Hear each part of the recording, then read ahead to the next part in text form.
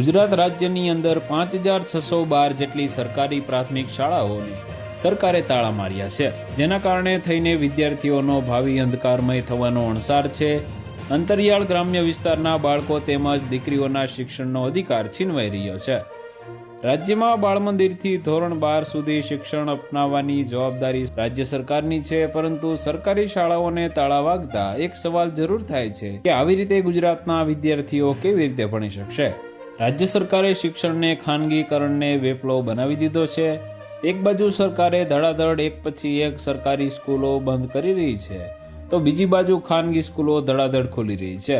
આ બતાવે છે કે સરકારનું સૂત્ર છે કે સરકારી શાળાઓને તાળા અને ખાનગી સ્કૂલોને ઘી કેળા. હવે કેજીના ધોરણથી 30,000થી વધુ ફી વિદ્યાર્થીઓ પાસેથી પડાવી શકાતી હોય તો પછી સરકાર શું કામ મફતના ભાવે શિક્ષણ આપે? આમ રીતસરનો વાલીઓને લૂંટવાનો કારસો અને અંતરિયાળ ગ્રામીણ વિસ્તારોના બાળકોને અભણ જ રાખવાનો કારસો સરકાર રચી રહી છે.